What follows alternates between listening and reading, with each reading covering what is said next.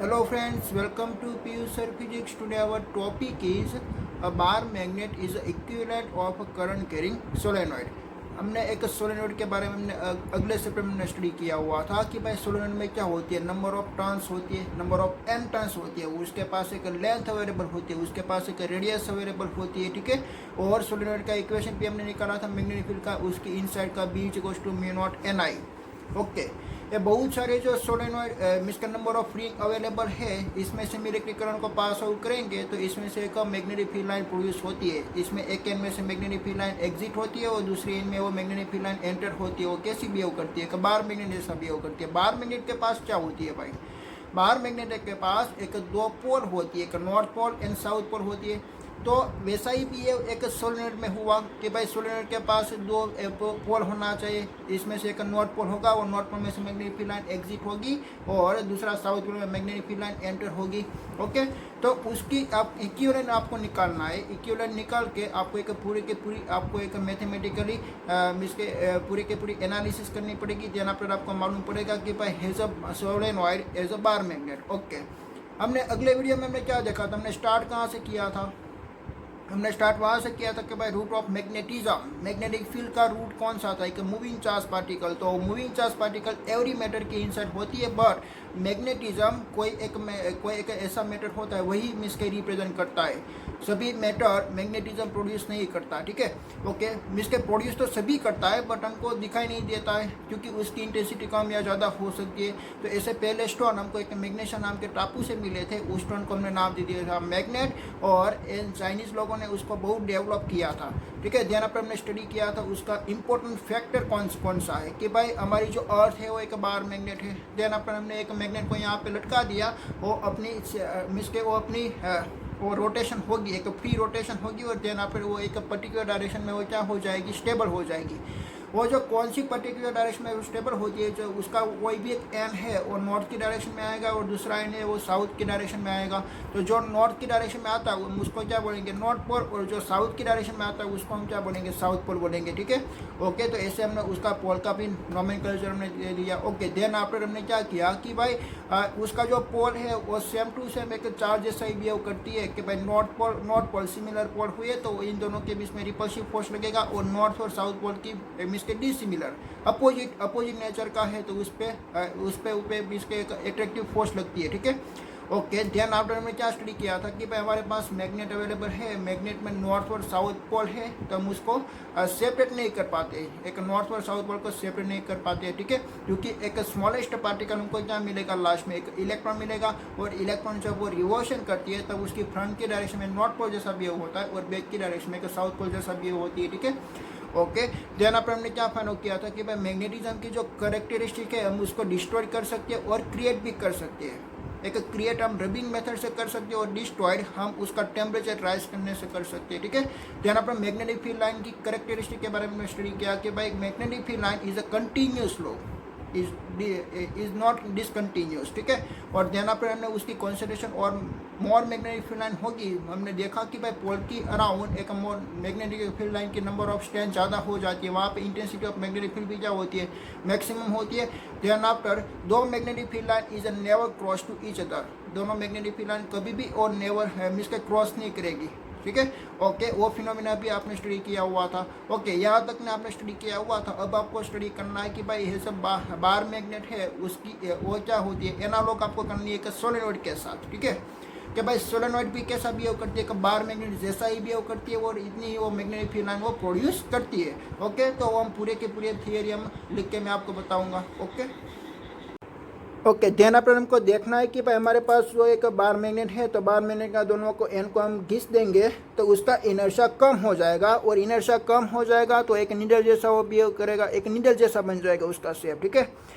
तो नीडल को जब हम एक यूनिफॉर्म मैग्नेटिक फील्ड लाइन में हम पुट करते हैं तो वहाँ पे एक टॉर्क लगती है, और टॉर्क लगने से वो एक टर्न हो जाती है और अलाइन टू मैग्नेटिक फील्ड की डायरेक्शन में वो आना चाहती है, बट वो अलाइन टू मैग्नेटिक फील्ड के डायरेक्शन में आएगा, वो टर्न करेगा एक टॉर्क के कारण, बट वो टॉर्क लगती है तो वहाँ पे एक एंगुलर एक्सेलरेशन होता है। एंगुलर एक्सेलरेशन होने से देखिए मैं आपको एक मिसके प्रैक्टिकली एग्जाम्पल में आपको बताता हूँ कि भाई एक यूनिफॉर्म मैग्नेटिक फील्ड लाइन है, और इसमें हमने मैग्नेटिक नीडल को ऐसे हमने रखा। पहले तो ऐसी ही थी, मैग्नेटिक नीडल भी ऐसी ही थी, बट हमने एक्सटर्नल फोर्स लगाया और ऐसे कर दिया। ठीक है, ओके, तो ऐसे कर दिया तो वहाँ पे एक टॉर्क लगेगा और एक अलाइन टू वो मैग्नेटिक फील्ड की डायरेक्शन में वो आना चाहती है, तो टॉर्क यहाँ पे इस डायरेक्शन में लगेगा। ओके, तो टॉर्क लगती है तो एंगुलर एक्सेलरेशन होती है। क्यों एंगुलर एक्सेलरेशन, लीनियर एक्सेलरेशन क्यों नहीं होगी भाई? लीनियर एक्सेलरेशन में किसको बोलेंगे भाई? ऐसे वो मूवमेंट होती है तब हम उसको बोलेंगे, बट यहाँ पे एंगल में चेंजेस हो रहा है ना, यहाँ पे एंगल में चेंजेस हो रहा है, इसलिए हम उसको क्या बोलेंगे? Angular acceleration. और टॉर्क क्या होती है? जब कोई रोटेशन मोशन होती है ना, तो वहाँ पे जो फोर्स लगती है वो टॉर्क की टर्म में लगती है। क्यों टॉर्क की टर्म में लगती है? देखिए कि भाई यहाँ से मैं ऐसे फोर्स लगाता हूँ ना, तो ए वाली टर्म पे इस डायरेक्शन में फोर्स लगती है, तो यहाँ पे कपल ऑफ फोर्स क्रिएट होती है, और कपल ऑफ फोर्स क्या प्रोड्यूस कर देती है? एक टॉर्क। तो यहाँ पे देखिए मैंने यहाँ पे टॉर्क लगी तो इसके एंगुलर एक्सेलरेशन हुई, तो एंगुलर एक्सेलरेशन हुई और उसकी वेलोसिटी भी क्या हो जाएगी? चेंज, एक इंक्रीज होती है। एक्सेलरेशन का क्या मीनिंग होता है? Continuously angular velocity is increase increase increase.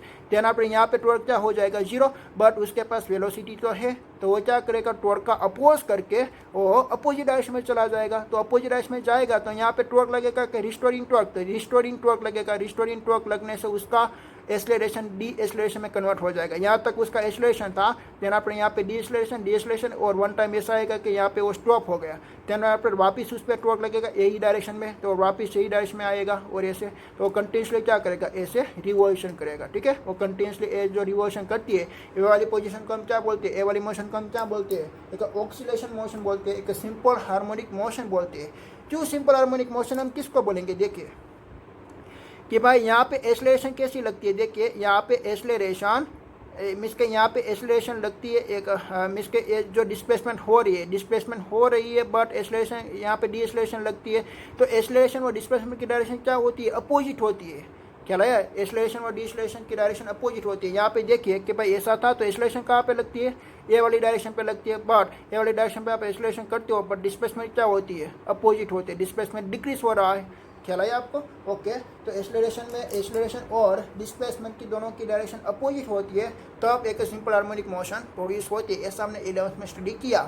तो सिंपल हार्मोनिक मोशन के साथ हम कंपेरिजन करके उसका हम टाइम पीरियड हम निकालेंगे। ठीक है, भाई वो ऑक्सीलेशन करती है तो उसका टाइम पीरियड कितना लगती है वो हम निकालेंगे। तो हम पहले तो यहाँ पे एक uniform magnetic field line draw करते हैं कि भाई this is a uniform magnetic field line. हमारी अर्थ भी क्या है कि यूनिफॉर्म मैग्नेटिक फील्ड लाइन ही है, इसलिए तो हम बार मैग्नेट को हम सस्पेंड करते हैं, तब वो अलाइन टू इलेक्ट्रिक फील्ड की डायरेक्शन में वो अपने आप रोटेट होकर आ जाते हैं। ठीक है, तो वहाँ पे भी क्या प्रोड्यूस होगा? एक टॉर्क प्रोड्यूस होगा।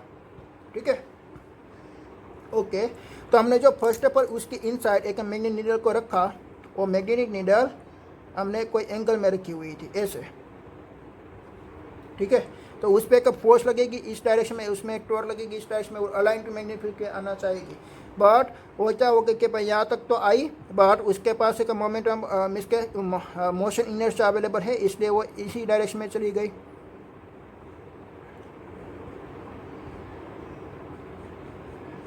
ठीक है, तो वापिस उस पर कोई किस डायरेक्शन में फोर्स लगेगा? यही डायरेक्शन में। तो ऐसे वो कंटिन्यूसली क्या करती है? ऑक्सीलेशन करती है। ठीक है, वो ऑक्सीलेशन करती है, तो वो हमको फाइंड आउट करना है कि भाई यहाँ पे टॉर्क कितना लगेगा।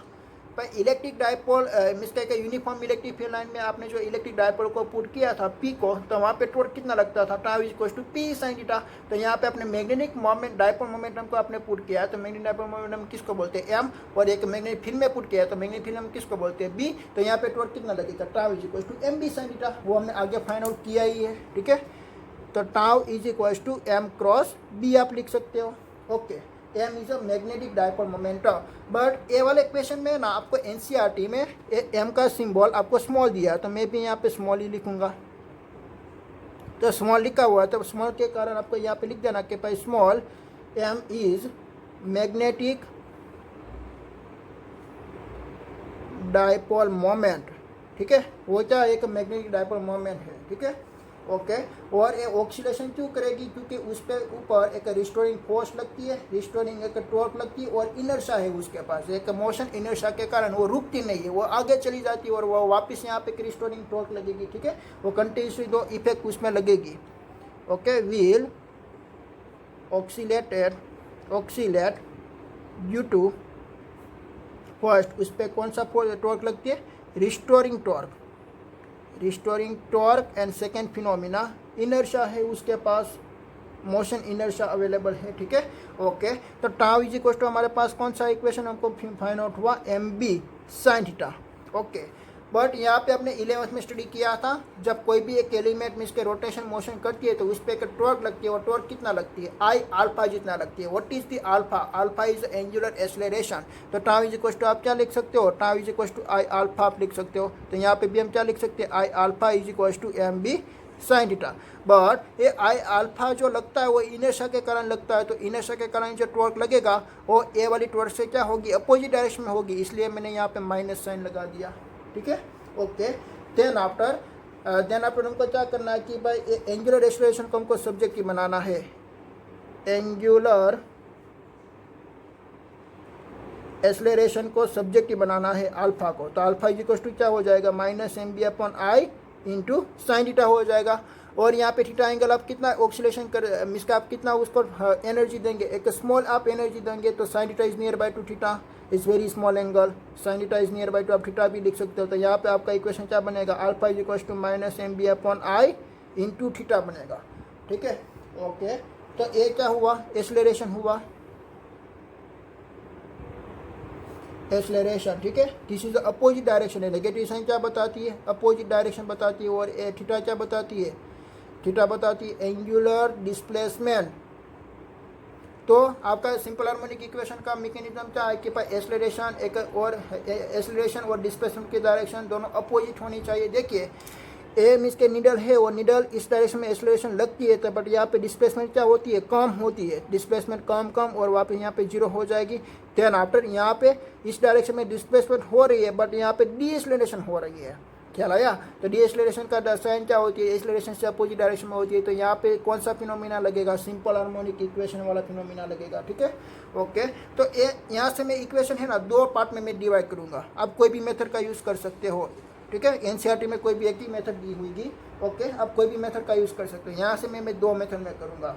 कौन कौन सी दो मेथड, देखिए कि भाई पहले तो मैं एक सिंपल वाली मेथड में करता हूँ, अल्फा। अल्फा हम किसको बोलते हैं, अल्फा का क्या मीनिंग होता है, एंगुलर एक्सेलरेशन। तो एंगुलर एक्सेलरेशन का क्या मीनिंग होता है, alpha is equal to D omega upon delta T आप लिख सकते हो। What is the omega, is angular velocity. Okay, तो एंगुलर वेलोसिटी भी मिसकेट ओमेगा इज इक्वल टू आप क्या लिख सकते हो, D theta upon D T, omega is equal to delta theta upon delta T, so that alpha is equal to आप क्या लिख सकते हो, delta D square theta upon D T square. Okay, तो मैं अल्फा की मैं यहाँ पे वैल्यू पुट करता हूँ, तो D square theta upon D T square is equal to minus M B I, और यहाँ पे है थीटा। तो मैं एक सिंपल हार्मोनिक का इक्वेशन में लिखना चाहता हूँ, D square Y upon D T square is equal to minus omega square, और यहाँ पे वाई एक सिंपल हार्मोनिक इक्वेशन है। और इन दोनों की इक्वेशन को मैं एनालॉग करना चाहता हूँ। तो देखिए यहाँ पे D square D square T square T square theta है, तो यहाँ पे डिस्प्लेसमेंट वाई अवेलेबल है, यहाँ पे माइनस ओमेगा स्क्वायर अवेलेबल है, तो यहाँ पे M B upon I available है, और यहाँ पे थीटा है तो यहाँ पे वाई। तो मैं उसके साथ क्या कंपेरिजन कर सकता हूँ, omega square is equal to M B upon I में लिख सकता हूँ, और ओमेगा इज इक्वल टू मैं क्या लिख सकता हूँ, root M B upon I. Then पर ओमेगा इज इक्वल टू क्या होती है, 2 पाई अपॉन टी होती है ना उसका इक्वेशन। तो 2 pi upon T is equal to root M B upon I, और टी को आपको क्या करना है, सब्जेक्टिव बना देना है। ठीक है, तो मैं यहाँ पे इन्वर्स कर देता हूँ दोनों को। तो T is equal to 2 pi root I upon A B. ठीक है, तो एज आपका क्या फाइंड आउट हो गया, टाइम पीरियड फाइंड आउट हो गया। ठीक है, ओके। तो ऐसे आपने टाइम पीरियड फाइंड आउट कर लिया, और दूसरी इक्वेशन से मैं टाइम फाइंड आउट करता हूँ। देखिए यहाँ से एक दूसरा मैं अप्लाई करता हूँ कि भाई एक सिंपल हार्मोनिक मोशन है, वो आपको मालूम पड़ गया। ठीक है, तो this is a simple harmonic motion, और उसका टाइम पीरियड का इक्वेशन क्या होता था, time period T is equal to 2 pi, और रूट में आप क्या लिख सकते हो, displacement upon acceleration, displacement upon acceleration. तो यहाँ पे एक्सेलरेशन क्या है, अल्फा, और डिस्प्लेसमेंट क्या है, थीटा है। तो मैं यहाँ पे ये वैल्यू में पुट करना चाहता हूँ कि भाई 2 pi upon displacement is a theta upon alpha. तो ए वाली इक्वेशन में से आप थीटा अपॉन अल्फा सब्जेक्टिव बना दीजिए कि भाई ये अल्फा को आप यहाँ पे ले आइए, ये आई यहाँ पे मल्टीप्लिकेशन में है, तो यहाँ सॉरी डिवाइड में है, तो सामने की साइड आएगी तो मल्टीप्लाई में हो जाएगा, तो आई अपन आप एम बी लिख सकते हो।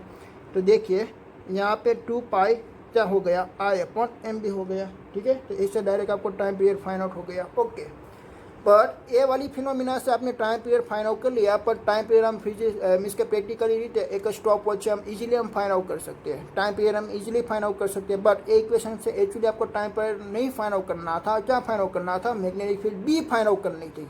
ठीक है। ओके, तो मैग्नेटिक फील्ड बी आपको फाइंड आउट करनी है, तो हमको क्या करना पड़ेगा, बहुत सारे भाई इसके स्क्वायर लगाना पड़ेगा। तो मैंने बहुत सारे स्क्वायर लगा दिया कि भाई टी स्क्वायर, यहाँ पे 2 का स्क्वायर 4 पाई स्क्वायर, यहाँ पे आई अपॉन एम बी। तेरह पर मैं बी को मैं सब्जेक्ट ही बना देता हूँ। तो बी इज इक्वल टू क्या होगा कि भाई बी इज इक्वल टू यहाँ पे 4 पाई स्क्वायर आई अपॉन ये टी स्क्वायर यहाँ पे चला जाएगा तो एम टी स्क्वायर। ठीक है, तो देखिए ये मैग्नेटिक फील्ड बी हमको ये वाली इक्वेशन से हमको मिलेगा। इसमें से सभी टर्म आप निकाल सकते हो। इनर्शिया कैसे निकालेंगे, इनर्शिया एक बार मिनट के लिए क्या होती है, हमने इलेवंथ में स्टडी किया था भाई। उसके पास मास होती है तो मास हम काउंट कर सकते हैं, उसके पास लेंथ और विड्थ होती है तो उसका इनर्शिया का इक्वेशन होता है M L square B square upon 12। Okay, then आपका टाइम पीरियड आप एक स्टॉप वॉच आप निकाल सकते हो और मैग्नेटिक मोमेंटम भी आप निकाल सकते हो। ठीक है, वो इजीली आप मैग्नेटिक मोमेंटम आप निकाल सकते हो। ओके, तो आपको बी की वैल्यू आपको फाइंड आउट हो जाएगी, B is equal to 4 pi square I upon M T square. ख्याल है आपने कैसे फाइंड आउट किया है वो। ओके, तो यहाँ पे कई यूनिफॉर्म मैग्नेटिक फील्ड लाइन में अपने bar magnet mistake magnetic needle को रखा तो मैग्नेटिक नीडल क्या करने लगी, मिस्टेक ऑक्सीलेशन मोशन करने लगी। और ऑक्सीलेशन मोशन का टाइम पीरियड आप ऐसे भी निकाल सकते हो और ए वाली वे से भी आप निकाल सकते हो। बट आपको एनसीईआरटी में ए वाली वे आपको दे रखी है। ठीक है, ए वाली नहीं दे रखी। ए वाला कॉन्सेप्ट मैंने 11 से मैंने लाया, तो 11 से लाए तो ये डायरेक्ट आपका आंसर फाइंड आउट हो सकता है। ठीक है, बट आपको फॉलो कौन सा करना है, जो एनसीईआरटी वाला है वही आपको फॉलो करना है। ठीक है, ओके, तो ये तो हमारी डेल्टा एक्स की जो विड्थ थी, एक स्मॉल विड्थ हमने कंसीडर की, इसके लिए हमको मैग्नेटिक फील्ड फाइंड आउट की। तो ऐसा डेल्टा एक्स हमको यहाँ से स्टार्ट करना है और ए वाली एंड तक लेना है। तो हमको क्या करना पड़ेगा भाई, इंटीग्रेशन करना पड़ेगा, बहुत साइड हमको इंटीग्रेशन करना पड़ेगा। तो हम इंटीग्रेशन कर देते हैं, कहाँ से कहाँ तक, एल से लेके माइनस एल तक। ठीक है, तो माइनस एल से लेके प्लस एल तक का इंटीग्रेशन। तो यहाँ पे डी बी का इंटीग्रेशन होगा और यहाँ पे भी हम इंटीग्रेशन लिखेंगे, माइनस एल से लेके प्लस एल तक का mu not N delta X I S square upon 2 S square plus R minus एक का स्क्वायर रेस टू 3/2। तो यहाँ पे कांस्टेंट कौन कौन सा है, देखिए कि भाई यहाँ पे म्यू नॉट भी कांस्टेंट है, नंबर ऑफ डेंसिटी भी कांस्टेंट होती है, आई भी कांस्टेंट होता है और ए सर्कुलर रिंग की रेडियस भी कांस्टेंट होती है और 2 भी कांस्टेंट होता है। सभी टर्म को मैंने इंटीग्रेशन से बाहर रख दिया। ओके, तो अभी आपका इक्वेशन क्या मिलेगा कि भाई mu not N I S square upon 2। तो यहाँ पे इंटीग्रेशन में क्या होगा, इंटीग्रेशन में only for D X upon S square plus R minus एक का स्क्वायर रेस टू 3/2 होगा। और यहाँ पे मैंने एक मैकेनिज्म लगाया, कैसा मैकेनिज्म, देखिए कि भाई यहाँ पे मैंने कंडीशन लगाई कि भाई गिवन पॉइंट पी है, गिवन पॉइंट पी है at the very far distance, given point P is a very far distance. तो वेरी फार डिस्टेंस पे है तो उसकी कंपैरिजन में जो एक्स डिस्टेंस है वो निगलेक्ट है। चला ये आपको, जो आपका गिवन पॉइंट पी है वेरी फार डिस्टेंस तक है, तो यहाँ पे आपका जो एक्स डिस्टेंस आपने डिसाइड किया है वो एक्स डिस्टेंस कितना है उसकी कंपैरिजन में नेगलेक्ट है। ठीक है, तो यहाँ पे हम क्या लिख सकते हैं कि भाई P is a very far so that R minus X. तो आप कंपैरिजन कीजिए कि भाई ये आर आपका डिस्टेंस है ना वो 1 मीटर है और ये एक्स डिस्टेंस आपका 1 mm का है। कितना है, 1 mm का। तो 1 मीटर की कंपैरिजन में 1 mm क्या होती है, वेरी स्मॉल वैल्यू होती है ना, उसको आप एडिशन कीजिए या सब्ट्रैक्ट कीजिए, उसमें कोई चेंजेस नहीं आने वाला है, 1 मीटर ही होने वाला है। तो नियर बाई तो हम क्या लिख सकते हैं, आर लिख सकते हैं, क्या लिख सकते हैं, आर। ठीक है, ओके, तो यहाँ पे हमको क्या पुट कर देना है, आर पुट कर देना है। ख्याल आया आपको। ओके, तो मैं यहाँ पे मैं आर पुट कर देता हूँ, R minus X is near by two R. So that आपका इक्वेशन क्या मिलने वाला, mu not N I S square upon 2 integration minus L to L delta X upon S square plus R square S to 3/2। Okay, चलो यहाँ पे देखिए कि भाई यहाँ पे आपने क्या कंसिडर किया था, this is a A. Okay, this is the radius of A. तो मैं क्या करता हूँ, देखिए कि भाई ए में यहाँ पे ट्राइंगल में बनाता हूँ। देखिए यहाँ पे ऐसा ट्राइंगल कि भाई दिस इज द रेडियस ए और यहाँ से लेके यहाँ तक का डिस्टेंस क्या था, आर, और ए क्या हो गया, मीन्स के ये हाइपो हो गया। ओके, ये हाइपो हो गया तो ये हाइपो क्या आपका आंसर आएगा, R square plus A square आपका आंसर आएगा।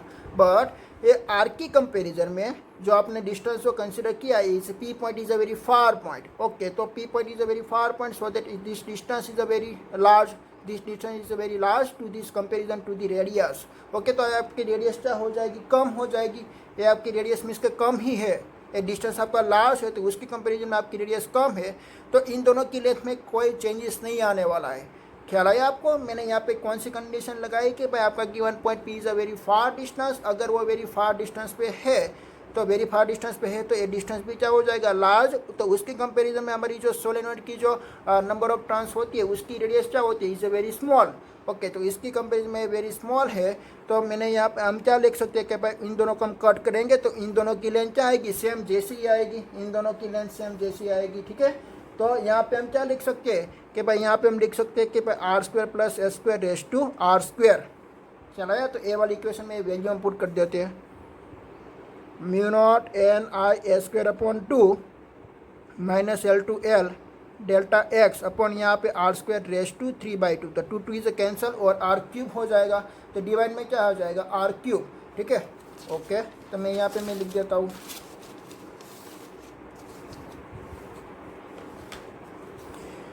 कि भाई mu not N I S square upon 2 R cube और यहाँ पे integration minus L to L delta X का होगा और डेल्टा एक्स का इंटीग्रेशन होता है एक्स।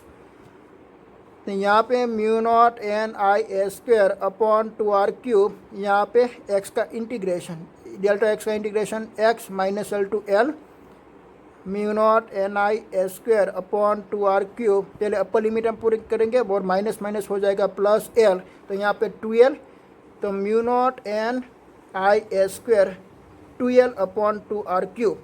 और देखिए कि भाई हमने नंबर ऑफ डेंसिटी हमने क्या लिखी थी, number of density n is equal to number of turns per unit length, इस यूनिट लेंथ इज 2l, पूरे की पूरी सोलेनॉइड की लेंथ थी 2l।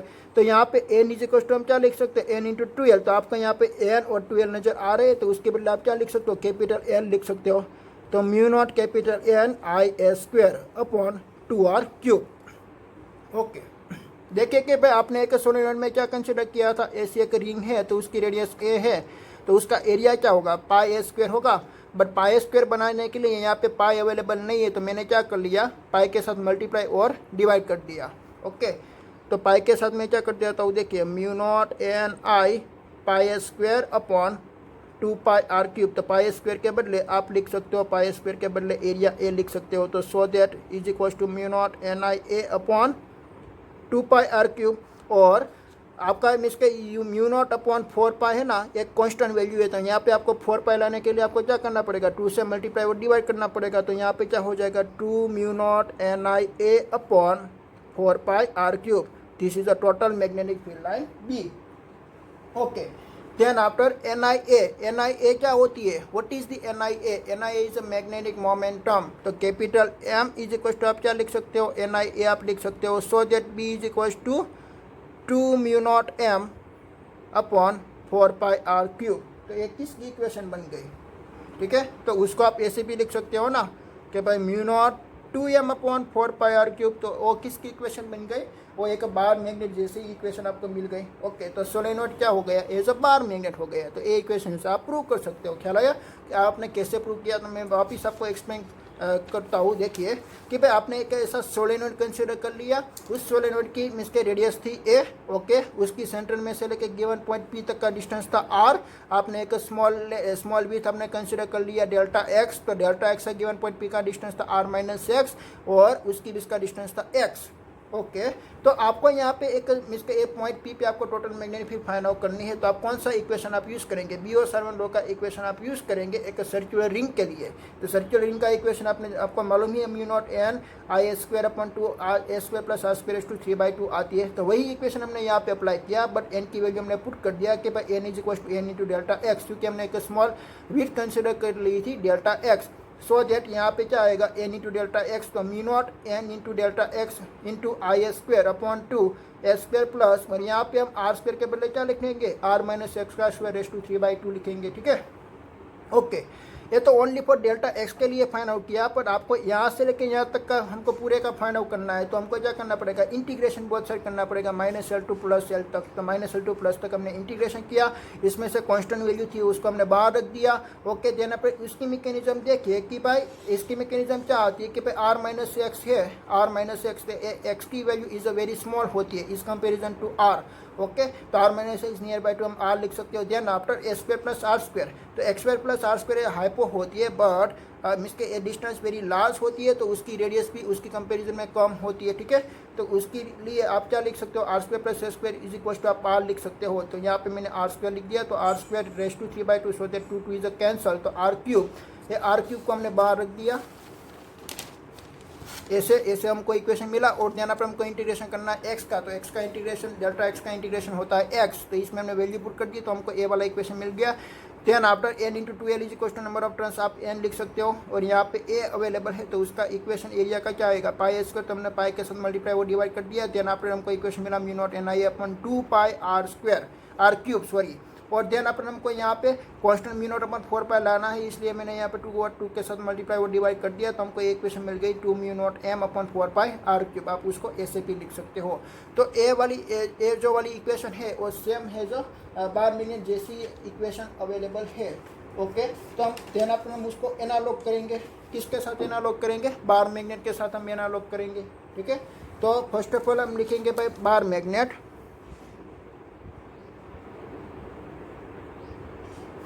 बार मैग्नेट में क्या होती है कि भाई मैंने यहाँ पे एक बार मैग्नेट को ड्रॉ कर दिया, ऐसा एक बार मैग्नेट होती है, उसके पास एक साउथ पोल और नॉर्थ पोल अवेलेबल होती है, और उसको सेंटर में से ऐसे एक एक्सिस ड्रॉ की, तो इतनी लेंथ उसकी एल और इसकी लेंथ उसकी एल, बट यहाँ पे माइनस हम लेंथ पुट करेंगे तो उसकी टोटल लेंथ कितनी हुई, 2l हुई। और यहाँ पे मैग्नेटिक मोमेंट क्या होगी, magnetic moment capital M is equal to small M into 2l। जैसे कि हमारे dipole moment term P is equal to क्या आप लिख सकते थे, पी इज इक्वल टू आप लिख सकते हो क्यू इंटू 2l। तो ऐसा ही सेम टू सेम इक्वेशन यहाँ पे magnetic moment term M is equal to small M को हम क्या बोलेंगे, पोल स्ट्रेंथ, कि भाई pole strength M into 2l। और उसका भी मैग्नेटिक फील्ड हमने ऑन दी एक्सिस पे फाइंड आउट किया, ये है उसकी ऑन दी एक्सिस, यहाँ पे हमारा गिवन पॉइंट पी और यहाँ से लेके यहाँ तक का डिस्टेंस है आर, और यहाँ पे हमने मैग्नेटिक फील्ड का इक्वेशन डिराइव किया, तो B is equal to mu naught 2m upon 4 pi R cube हमको मिला। ठीक है, जो हमको यहाँ पे सोलेनॉइड में मिला वही इक्वेशन हमने यहाँ पे फाइंड आउट किया। तो पहले हमको क्या मिला था, पहले हमने बार मैग्नेट को डिराइव किया था, और बार मैग्नेट के पहले हमने किसको डिराइव किया था, एक इलेक्ट्रिक डायपोल मोमेंटम को डिराइव किया था। तो इलेक्ट्रिक डायपोल मोमेंटम से बार मैग्नेट और बार मैग्नेट से सोलेनॉइड, क्योंकि बार मैग्नेट के बाद ही हमको एक ओस्टर ने एक्सपेरिमेंट किया था, और ओस्टर ने बताया कि भाई हमारा इलेक्ट्रॉन जो रिवोल्यूशन करता है एटम के इनसाइड, उसके कारण ही मैग्नेटिक फील्ड तो प्रोड्यूस होती है। पर उससे पहले हम क्या मानते थे कि भाई एक हमारा जो मैग्नेटिज्म है वो मैग्नेटिज्म एक अलग ही बात है, एक ऐसा एक स्टोन होता है वही एक प्रोड्यूस कर सकती है। ठीक है, बट देन पर हमको मालूम पड़ा कि भाई ओस्टर का एक्सपेरिमेंट के बाद हमको मालूम पड़ा कि भाई कोई भी एक रिवोल्यूशन करता है, कोई भी एक इलेक्ट्रॉन रिवोल्यूशन करती है, तो वो उसकी अराउंड वो एक मैग्नेटिक फील्ड का इफेक्ट प्रोड्यूस कर लेती है। ठीक है, ओके, तो ये जो वाली इक्वेशन है ना, तो यहाँ पे हमने स्मॉल एम को क्या कर दिया, पोल स्ट्रेंथ मान लिया। क्या मान लिया कि भाई पोल स्ट्रेंथ है, स्मॉल एम क्या है, मैग्नेटिक मोमेंटम नहीं है, वो एक पोल स्ट्रेंथ अवेलेबल है, पोल स्ट्रेंथ। ठीक है, और कैपिटल एम क्या है, capital M is a magnetic dipole moment, magnetic dipole moment. तो ऐसा ही सेम नेचर हमने इलेक्ट्रिक डायपोल मोमेंटम के लिए लिया, इलेक्ट्रिक डायपोल मोमेंट। ओके, तो इलेक्ट्रिक डायपोल कैसे बनती है, एक पॉजिटिव चार्ज और नेगेटिव चार्ज से बनती है। ठीक है, this is the negative charge, this is the positive charge, उसके बीच का डिस्टेंस हमने 2l कंसिडर कर लिया, तो सेंटर से लेके यहाँ तक का distance, this is on the axis का गिवन पॉइंट P। तो वहाँ पे इलेक्ट्रिक फील्ड आपकी क्या बन रही थी, E is equal to 4 pi epsilon naught KP मिस के 2P, ये के की तो वैल्यू आ गई, तो 2P अपन हम क्या लिख सकते हैं, आर क्यूब।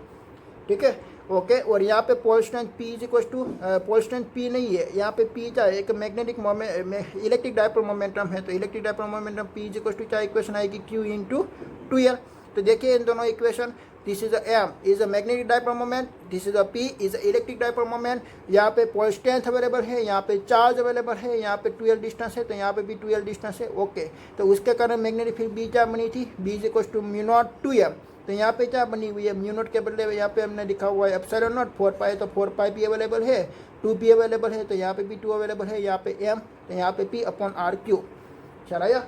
तो फर्स्ट ऑफ ऑल हमको क्या फाइंड आउट किया था, फर्स्ट ऑफ ऑल हमने फाइंड आउट किया था ए वाली equation, electric field on the dipole on the axis पे। ठीक है, और ए वाली इक्वेशन से हमने ए वाली इक्वेशन जनरेट की, और ए वाली इक्वेशन से हमने सोलेनॉइड वाली इक्वेशन जनरेट की।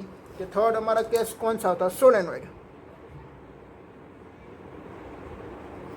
ओके, तो सोलेनॉइड मिस क्या होती है, एक बहुत सारी नंबर ऑफ टर्न्स वाली एक स्प्रिंग जैसी होती है। ठीक है, ऐसे एक सर्कुलर रिंग बहुत सारी नंबर ऑफ टर्न्स में होती है, इसमें से हम इलेक्ट्रिक करंट को पास आउट करवाएंगे तो एक बार मैग्नेट जैसा भी ये होती है और उसका इक्वेशन हमको ए वाले मिला। ओके, तो सोलेनोइड का इक्वेशन हमको, उसका मैग्नेटिक फील्ड का इक्वेशन हमको क्या मिला कि भाई B is equals to mu naught 2m upon 4πr³। But यहाँ पे m इज इक्वल्स टू हम क्या लिखेंगे, यहाँ पे m इज इक्वल्स टू हमने क्या लिख दिया, NIA लिख दिया। क्यों? क्योंकि ए वाला इक्वेशन है, ए वाला इक्वेशन को हमने इसके साथ हमने कंपेरिजन किया। देखिए यहाँ पे 2 अवेलेबल है तो 2 अवेलेबल है, म्यू नॉट है तो म्यू नॉट है, 4πr³ है तो 4πr³ है। So that magnetic momentum m is equals to क्या आएगा, NIA आएगा। तो ये सामने यहाँ पे फाइंड आउट कर दिया कि भाई m is equals to NIA। ठीक है, this is the magnetic momentum. तो ये पूरे का पूरा हमने क्या किया, एनालॉग किया। ठीक है, ओके, तो हम उसको क्या बोलेंगे, एनालॉग ही बोलेंगे। ठीक है, पहले फर्स्ट ऑफ ऑल हमने किसका फाइंड आउट किया था भाई, अगले वाला चैप्टर में हमने electric field on the axis का इक्वेशन हमने निकाला। देन आपने मैग्नेटिक फील्ड फोर्थ वाली चैप्टर में ए वाली बार मैग्नेट के लिए हमने निकाला और सोलेनोइड के लिए ए वाले चैप्टर में ए निकाला। तो तीनों तीन चाहे एनालॉगी है। इसमें m इज इक्वल टू क्या होती है, मैग्नेटिक मोमेंटम। इसमें m इज इक्वल टू आप क्या लिख सकते हो, m इंटू 2l। यहाँ पे p इज इक्वल टू क्या है, इलेक्ट्रिक डाइपोल मोमेंटम। तो यहाँ पे p इज इक्वल टू आप क्या लिख सकते हो, q इंटू 2l। यहाँ पे m इज इक्वल टू क्या है, magnetic momentum, but m is equal to क्या लिख सकते हो, NIA। चला यार, तो तीनों तीन फिनोमिना आपका सेम ही है। हेलो फ्रेंड्स, हमने अभी जो देखा solenoid has a bar magnet. तो सोलेनोइड की ऑन दी एक्सिस पे हमने मैग्नेटिक फील्ड का जो इक्वेशन फाइंड आउट किया, वो इक्वेशन हमको मिला B equals to mu naught 2m upon 4πr³। वैसा ही सेम इक्वेशन हमने एक बार मैग्नेट लेके हमने फाइंड आउट किया। वो बार मैग्नेट में ही हमको ऐसा ही इक्वेशन हमको ऑन दी एक्सिस पे मिला था। ठीक है, और देन यहाँ पर हमने एक सोलेनोइड कंसिडर किए तो सोलेनोइड में भी हमको यही इक्वेशन हमको मिला था। तो उसका मीनिंग क्या हुआ कि भाई दोनों मिस के एनालॉग हुए हैं, एनालॉग मिस के हम दोनों को इक्विवेलेंट कर सकते हैं। ठीक है, तो मिस के हमारा बार मैग्नेट ही क्या है, सोलेनोइड है। ठीक है, क्योंकि जब तक ओस्टेड ने वो जो एक्सपेरिमेंट नहीं फाइंड आउट किया था तब तक हमारे पास क्या था, एक बार मैग्नेट अवेलेबल था। तो बार मैग्नेट की ऑन दी एक्सिस का हमने इक्वेशन निकाल लिया था। बट देयर आफ्टर जैसे ओस्टेड ने फाइंड आउट कर लिया कि भाई मूविंग चार्ज पार्टिकल प्रोड्यूस करती है अपनी अराउंड एक मैग्नेटिक फील्ड का इफेक्ट। तो हमारे जो एटम होते हैं ना, तो एटम की इनसाइड एक इलेक्ट्रॉन एक रिवोल्यूशन मोशन करती है। तो ऐसा हमने एक कंडक्टर कंसिडर कर लिया कि भाई सर्कुलर रिंग। तो सर्कुलर रिंग भी क्या कैसा बिहेव करता है, एक बार मैग्नेट जैसा बिहेव करता है। ऐसा हमने बहुत सारे सर्कुलर रिंग हमने कंसिडर कर लिए और एक सोलेनोइड बना दिए। तो सोलेनोइड भी क्या करेगा, एक बार मैग्नेट जैसा बिहेव करेगी। ठीक है, और यही फिनोमिना से हमने एक सोलेनोइड को बनाया था और इसमें से हम electric current, electric charge particles को एक रिवोल्यूशन करवाते हैं। जैसे कि हमारे पास एटम के इनसाइड एक इलेक्ट्रिक चार्ज पार्टिकल रिवोल्यूशन होती है, ऐसा ही सेम नेचर का हमने एक रिंग कंसिडर कर लिया और इसमें हमने इलेक्ट्रिक करंट को फ्लो करवाया। तो वो क्या प्रोड्यूस करेगा, मैग्नेटिक फील्ड प्रोड्यूस करेगा। ठीक है, और मैग्नेटिक फील्ड प्रोड्यूस करता है, बट वो कैसा है, एक बार मैग्नेट जैसे ही मैग्नेटिक फील्ड लाइन प्रोड्यूस करती है। ठीक है, तो उसके साथ हमने एनालॉग कर लिए। ओके, देन अपन हमको दूसरा स्टडी क्या करना है कि भाई हमने पहले देखा था, हमने पहले ही वीडियो लेक्चर में मैंने आपको बताया था कि भाई हमारे पास ऐसा कोई एक बार मैग्नेट अवेलेबल है, उसको हमने क्या कर दिया, ऐसे लटका दिया और उसको हमने फ्री रोटेटेड करवा दिया। ऐसे वो एक घूमेगा, थोड़े टाइम तक वो घूमेगा, देना फिर वो एक पर्टिकुलर डायरेक्शन में क्या हो जाता है, स्टेबल हो जाता है। वो जो पर्टिकुलर डायरेक्शन में स्टेबल हुई, वो एक पर्टिकुलर डायरेक्शन कौन सी होती है कि भाई उसका वन एक नॉर्थ की डायरेक्शन में होती है और उसकी सेकंड एयर एक साउथ की डायरेक्शन में होती है। जो एन उसकी नॉर्थ की डायरेक्शन में होती है हम उसको बोलेंगे भाई नॉर्थ पोल। तो ये हुआ हमारा नॉर्थ पोल। देना फिर जो भी एक डायरेक्शन एक साउथ पोल की टूवर्ड्स है, वो पोल को हम बोलेंगे भाई this is the south pole. South की डायरेक्शन में है वो पोल को हम क्या बोलेंगे, साउथ पोल बोलेंगे। ठीक है, वो एक पर्टिकुलर डायरेक्शन में वो स्टेबल होती है।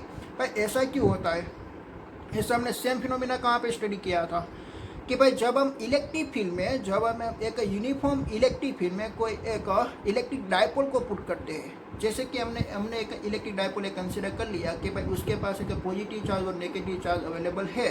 ठीक है, आप मान लीजिए भाई this is a negative charge and this is a positive charge. तो इलेक्ट्रिक डायपोल की डायरेक्शन क्या आती है, नेगेटिव टू पॉजिटिव। तो ये डायरेक्शन आ गई, तो ऐसा मैंने एंगल बना दिया ऐसा, और यहाँ पे uniform magnetic field line available है। तो वो रोटेट होके कहाँ पे आ जाएगी, अलाइन टू इलेक्ट्रिक फील्ड हो जाएगी। अलाइन टू इलेक्ट्रिक फील्ड हो गई, तो वो रोटेट हुई तो उस पर क्या लगा, एक टॉर्क लगा। क्या लाया, उसने एक टॉर्क लगाया, टॉर्क लगा के वो अपने आप अलाइन टू इलेक्ट्रिक फील्ड की डायरेक्शन में आ गए। ध्यान पर क्या होती है, देखिए इलेक्ट्रिक फील्ड की भी डायरेक्शन ये हो गई और इसकी भी डायरेक्शन एक सेम हो गई। ऐसा ही सेम टू सेम फिनोमिना यहाँ पे होती है। क्या होता है कि भाई यहाँ पे हमने एक बार मैग्नेट को कंसिडर किया कि भाई बार मैग्नेट के पास भी दो डायपोल होते हैं ना, मीन्स उसको भी हम क्या बोल सकते हैं, एक डायपोल स्ट्रेंथ, उसके पास भी एक दो पोल है। कि भाई एक मीन्स के उसके पास नॉर्थ पोल अवेलेबल है, एक उसके पास साउथ पोल अवेलेबल है, north and south pole available है, ठीक है। तो उसको हमने ऐसे फ्री रोटेट करवा रहे थे, ऐसे ऐसे वो घूमेगा, देन आफ्टर एक पर्टिकुलर मैग्नेटिक फील्ड के डायरेक्शन में आके वो क्या हो जाएगा, स्टॉप। तो वो जो घूमती है तो उस पर कौन सा फोर्स लगेगा भाई, टॉर्क लगेगा। क्या लगेगा, फोर्स हम लगाएंगे, ऐसे हमने फोर्स लगाया, देखिए ए एन पे हमने फोर्स लगाया तो ए एन भी इस डायरेक्शन में आ गया। तो हमने फोर्स तो एक ही एन पे लगाया ना, तो यहाँ पे क्या जनरेट हो गया, कपल ऑफ फोर्स जनरेट हो गया। और कपल ऑफ फोर्स क्या जनरेट करेगी, टॉर्क जनरेट करेगी। तो यहाँ पे भी क्या एक्सपीरियंस होती है, टॉर्क एक्सपीरियंस होती है, ठीक है। तो हमारा नेक्स्ट फिनोमेना कौन सा है कि भाई हम एक यूनिफॉर्म मैग्नेटिक फील्ड लाइन, हमारी यूनिफॉर्म मैग्नेटिक फील्ड लाइन कौन सी है, हमारी पूरी की पूरी अर्थ ही है। तो हमने अर्थ में मिस के ऐसे रोटेट मिस के उसको लगा दिया, एक मैग्नेट को हमने लटका दिया, तो एक फ्रीली रोटेट होता था। देन आपका वन टाइम ऐसा आएगा कि वो एक फिक्स पर्टिकुलर डायरेक्शन में क्या हो गया, एक स्टेबल हो गया। उसका मैकेनिज्म क्या है कि भाई उस पर एक टॉर्क लगा, वो टॉर्क लगने के बाद वो एक अलाइन टू मैग्नेटिक फील्ड की डायरेक्शन में आ गया, ठीक है, ओके।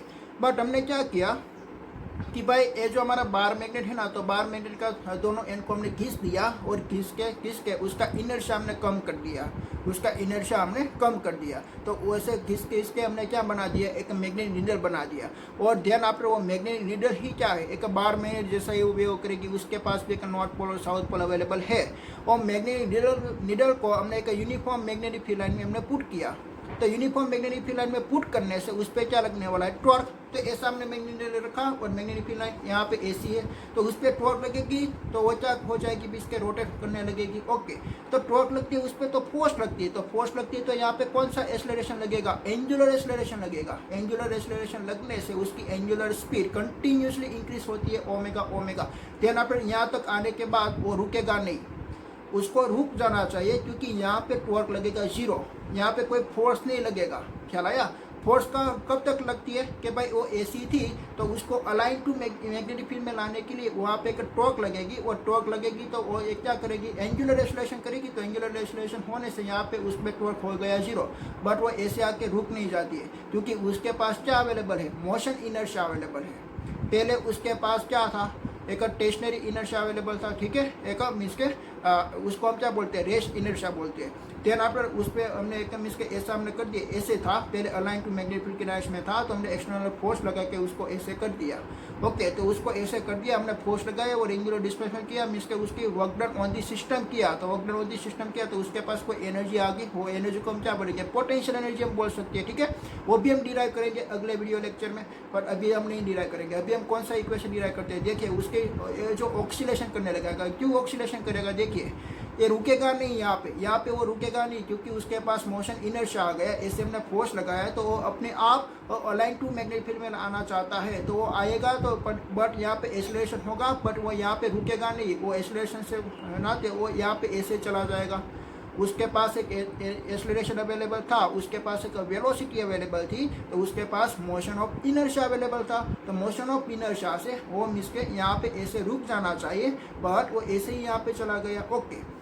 जब वो ए वाली पोजीशन से यहाँ पे सेंटर तक आती है, तब उस पर टॉर्क लगा, देन आफ्टर यहाँ पे जो एसी जाती है, तो टॉर्क नेगेटिव डायरेक्शन में लगेगा, वो डिस्प्लेसमेंट होती है इस डायरेक्शन में, पर टॉर्क लगेगा नेगेटिव डायरेक्शन में। तो वो क्या होगा, यहाँ पे डीएक्सेलरेशन होके चला जाएगा, डीएक्सेलरेशन होगा तो उसकी स्पीड एक टाइम पे जीरो हो जाएगी, यहाँ पे वापस जीरो हो गई। देन आफ्टर यहाँ पे वापस क्या लगेगा, देखिए ए मिस के अलाइन टू मैग्नेटिक फील्ड के डायरेक्शन में है, नहीं है, align to magnetic field line, तो यहाँ पे एसी है, तो वापस उस पर टॉर्क लगेगा, वो ऐसे आना चाहेगा, बट वो ऐसे आएगा, बट उसके पास क्या आगे होगी, एक इनर्शिया आगे होगी, एक मोशन इनर्शिया आगे होगी। तो मोशन इनर्शिया से वो वापस कहाँ पे चला जाएगा, डाउनवर्ड डायरेक्शन में चला जाएगा। तो ये क्या करेगा, कंटिन्यूसली ऐसे ऑक्सीलेशन करेगा। तो वो ऑक्सीलेशन का आपको क्या फाइंड आउट करना है, टाइम पीरियड फाइंड आउट करना है, ठीक है। और कंटिन्यूसली क्या करेगा, ऐसे ऑक्सीलेशन करेगा, तो वो ऑक्सीलेशन का आपको टाइम पीरियड फाइंड आउट करना है। आपको मालूम पड़ा था कैसे आपको टाइम पीरियड फाइंड आउट करना है, ठीक है। आपने एक यूनिफॉर्म मैग्नेटिक फील्ड लाइन में एक मैग्नेटिक नीडल को रखा, और एक मैग्नेटिक नीडल एसी थी, बट पहले आपने उसको फोर्स लगाया, तो फोर्स लगाया तो उस पर एक टॉर्क लगेगा। तो टॉर्क लगने के बाद वो अपने अलाइन टू मैग्नेटिक फील्ड में आना चाहता है, बट उसके पास एक मोमेंटम ऑफ इनर्शिया अवेलेबल है, ओके। वो इनर्शिया के लिए वो क्या करेगा, मीन्स के अगेंस्ट टू डिस्प्लेसमेंट, टॉर्क के अगेंस्ट वो चला जाएगा, टॉर्क के अगेंस्ट चला जाएगा तो टॉर्क यहाँ पे अपोजिट डायरेक्शन में लगती है तो उसका डीएक्सेलरेशन होने लगेगा। तो डीएक्सेलरेशन होने लगेगा, वन टाइम ऐसा आएगा कि उसकी स्पीड 0 हो गई, जहाँ पर वो वापस यहाँ पे आएगा और यहाँ पे मीन्स के क्या हुआ, acceleration acceleration acceleration, then after वापस उसका डीएक्सेलरेशन डीएक्सेलरेशन, उसकी स्पीड 0 हो गई। ठीक है, ऐसी वो कंटिन्यूसली होती है। आपको मालूम पड़ता है कि भाई यहाँ से ऑक्सीलेशन क्रिएट होने के लिए कौन कौन सा फोर्स होना चाहिए। एक तो रिस्टोरिंग फोर्स होना चाहिए।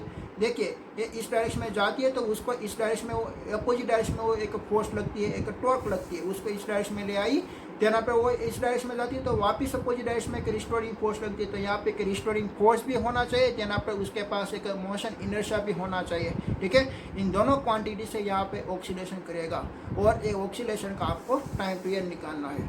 Okay okay, today our topic is bar magnet is equivalent to a current carrying solenoid. ठीक है, तो एक बार मैग्नेट के पास दो पोल होती है, ऐसे ही दोनों पोल यहाँ पे एक सोलेनॉइड के पास होती है और एक बार मैग्नेट जैसा ही वो नेचर बनाती है। तो वो हमको प्रूव करना है कि भाई वो कैसे ऐसे होती है। तो हमको फर्स्ट ऑफ ऑल क्या करना पड़ेगा, एक सोलेनॉइड ड्रॉ करना पड़ेगा। ठीक है, तो मैंने यहाँ पे एक नंबर ऑफ टर्न्स मैंने ड्रॉ कर दिया एक स्प्रिंग जैसे। तो स्प्रिंग को ही हम क्या बोलते हैं, एक सोलेनॉइड बोलते हैं ना। ओके ओके, तो ऐसे हमने यहाँ पे सोलेनॉइड ड्रॉ किया और सोलेनॉइड में से हम क्या करेंगे, इलेक्ट्रिक करंट को पास आउट करवाएंगे। तो ऐसे इलेक्ट्रिक करंट का फ्लो होगा और इलेक्ट्रिक करंट क्या प्रोड्यूस कर देती है, मैग्नेटिक फील्ड लाइन। ठीक है, वो एक मैग्नेटिक फील्ड लाइन प्रोड्यूस कर देती है। तो यहाँ से मैग्नेटिक फील्ड लाइन एग्जिट होती है और ऐसे क्लोज लूप बन के यहाँ पे एंटर होती है।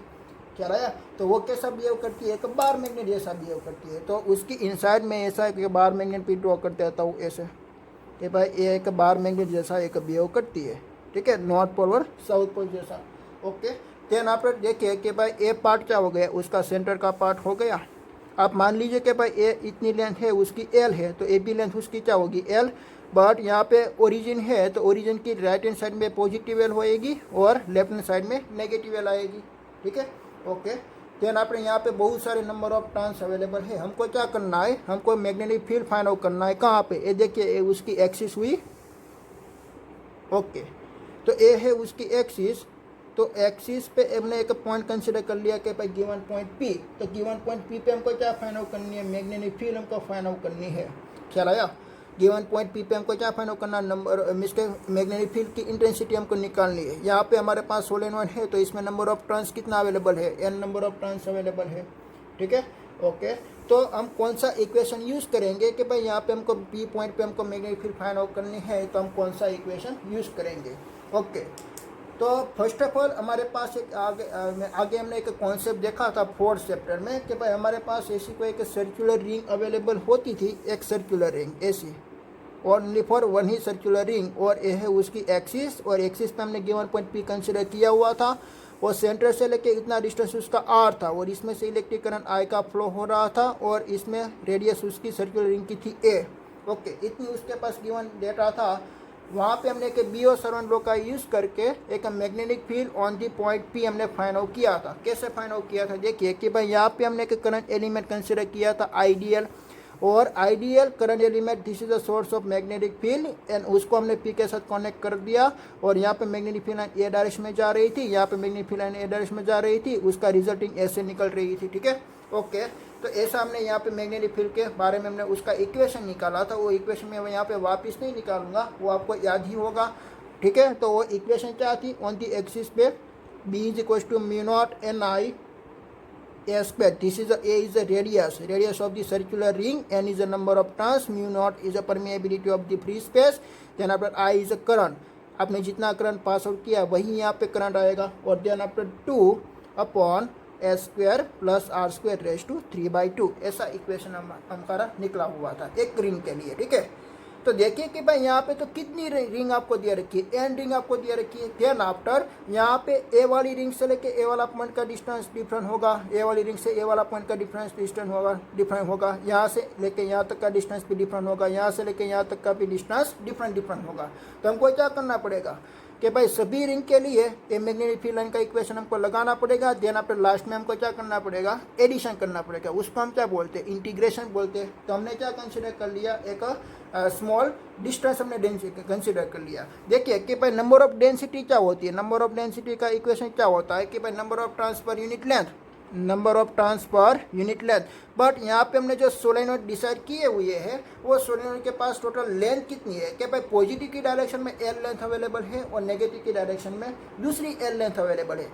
जैसे कि आप सोचिए कि भाई हमने इलेक्ट्रिक डायपोल कैसे कंसिडर कर लिया था कि भाई हमारे पास एक पॉजिटिव चार्ज अवेलेबल है, एक नेगेटिव चार्ज अवेलेबल है, उसकी भी इसका डिस्टेंस 2a अवेलेबल है। तो ऐसा ही सेम हुआ ना कि भाई हमारे पास एक नॉर्थ पोल अवेलेबल है, एक साउथ पोल अवेलेबल है, तो उसकी भी इसका डिस्टेंस कितना होना चाहिए, 2l होना चाहिए। तो यहाँ पे भी उसकी भी इसका डिस्टेंस कितना है, 2l। तो यहाँ पे टोटल लेंथ कितनी हुई, 2l। तो number of density is equal to total number of turns per unit length is 2l।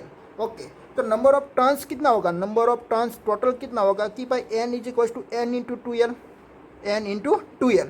Okay, तो 2l हमारे पास लेंथ है, बट मैंने क्या डिसाइड कर लिया, एक स्मॉल लेंथ मैंने डिसाइड किया।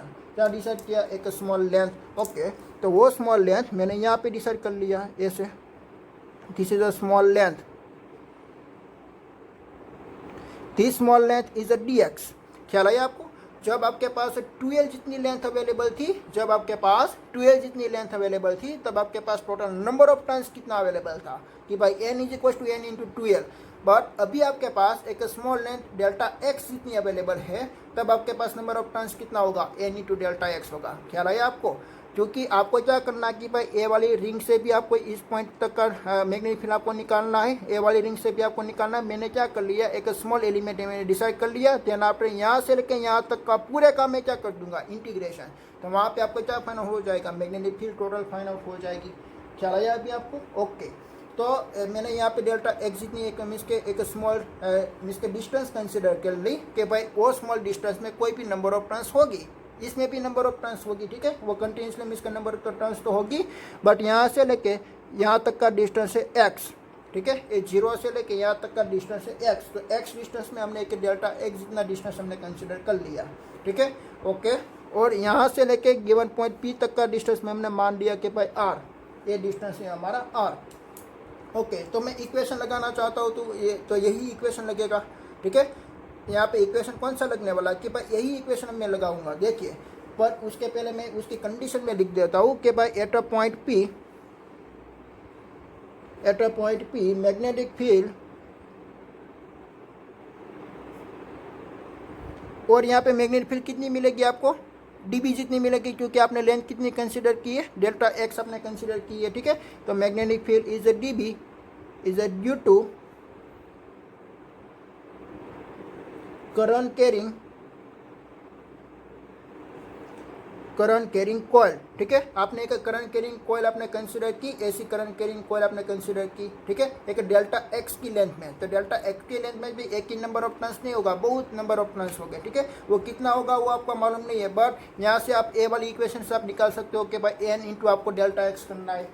ओके, और उसकी विड्थ हमने क्या डिसाइड कर ली कि भाई of width is a delta x, width of delta x is. Okay, तो उसका इक्वेशन हमको निकालना है कि तो यहाँ पे बी था, तो हमको यहाँ पे क्या डिसाइड करना पड़ेगा भाई डेल्टा बी, क्योंकि यहाँ पे हमने डेल्टा एक्स कंसिडर कर लिया था, ठीक है, म्यू नेट। और number of turns N is equal to हम क्या लिख सकते हैं भाई, हमने डेल्टा एक्स लेंथ हमने डिसाइड की ना, तो उसका number of turns N is equal to number of density क्या आएगी, एन अपॉन डेल्टा एक्स आएगी। तो एन इज इक्वल टू हम क्या लिख सकते हैं, एन इंटू डेल्टा एक्स। तो यहाँ पे हम क्या लिखेंगे, एन इंटू डेल्टा एक्स हम लिखेंगे, और आई, और यहाँ पे उसकी रेडियस भी कितनी हमको कंसिडर करनी है, ए जितनी कंसिडर करनी है, आगे में हमने ए ही कंसिडर किया हुआ था, ठीक है। तो आई एस स्क्वायर अपॉन यहाँ पे हम क्या लिखेंगे 2, और ए है तो ए मीन्स के उसकी रेडियस, तो यहाँ पे मैं लिख दूंगा कि भाई ए स्क्वायर, देना पे प्लस हमने लिखा था आर स्क्वायर, ये डिस्टेंस कि भाई रिंग से लेके गिवन पॉइंट पी तक का डिस्टेंस। तो देखिए कि भाई रिंग से लेके गिवन पॉइंट पी तक का डिस्टेंस कितना है।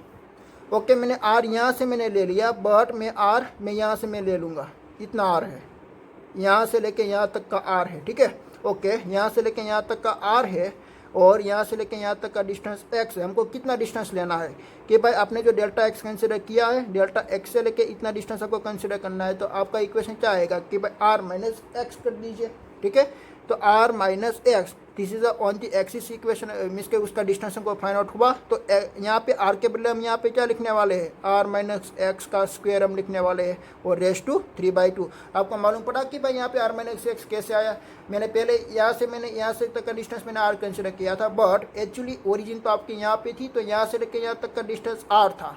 ओके, देन आफ्टर आपने जो डेल्टा एक्स विड्थ आपने कंसिडर की, तो ओरिजिन से लेके यहाँ तक का डिस्टेंस एक्स अवेलेबल था, बट आपको डिस्टेंस चाहिए कि भाई डेल्टा एक्स से लेके गिवन पॉइंट पी तक का डिस्टेंस। तो हमको क्या करना पड़ेगा, ऑब्जेक्ट मीन्स के आर माइनस एक्स करना पड़ेगा। तो यहाँ पे मैंने आर माइनस एक्स कर दिया। ओके, तो यहाँ पे जो आपका इक्वेशन होता है ना mu not N I A square, तो यहाँ पे भी देखिए म्यू नॉट और एन की वैल्यू मैंने यहाँ पे पुट कर दी कि भाई N is equal to N into delta X I A square upon 2 A square plus R minus X का स्क्वायर रेस टू 3/2। यहाँ पे आर माइनस एक्स का स्क्वायर क्यों लिखा, अभी आपको मालूम पड़ा। ओके।